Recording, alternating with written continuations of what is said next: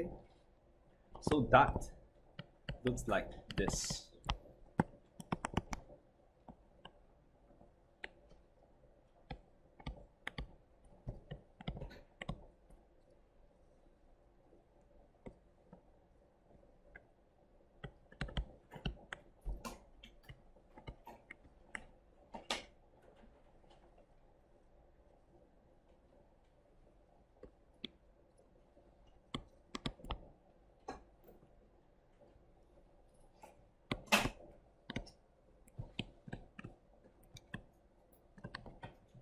We assume they have the same cost conditions, so they have the same marginal cost.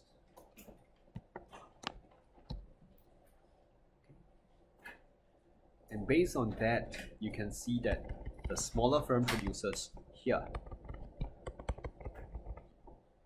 PS and QS, whereas your bigger firm is going to be producing at a higher output level.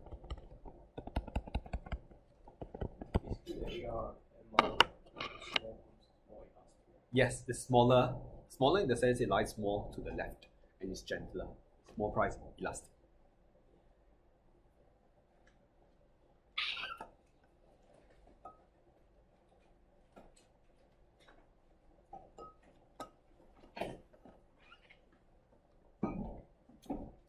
So if you assume they have the same cost conditions, you observe 4 things.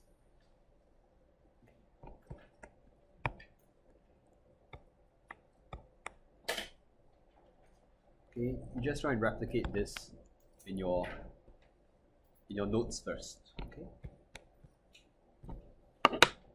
So I make this really big.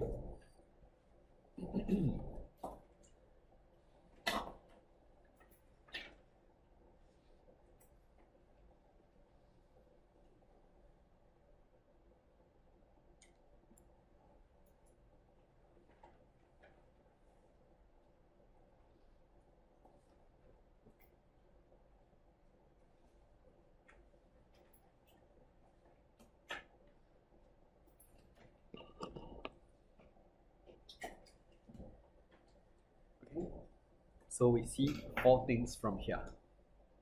4 things are B, A, R, T. T should be quite obvious because this is the theory of the firm.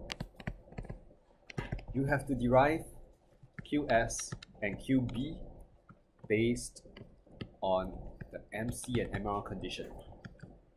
So we have to explain this. Okay, the firm produces at the point where MC cuts MR. So that gives us equilibrium output, QS. Then you have to say, why not to the left, why not to the right? And we see something else that we couldn't see earlier on, the revenue outcome. The big firm earns more. Okay? The big firm earns more because OPB, BQB is greater than OPS, AQS. Okay? So I'm just comparing the revenue outcome.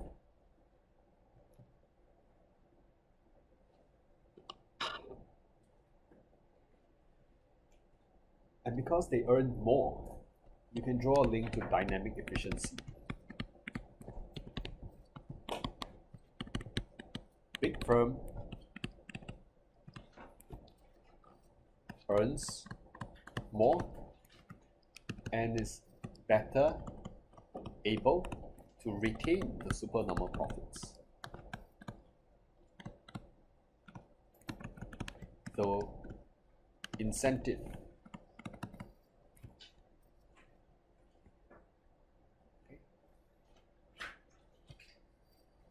Although the incentive to do R&D is questionable. It's questionable because if they do not really have competition, they may not research, they may not do investments into R&D. Okay?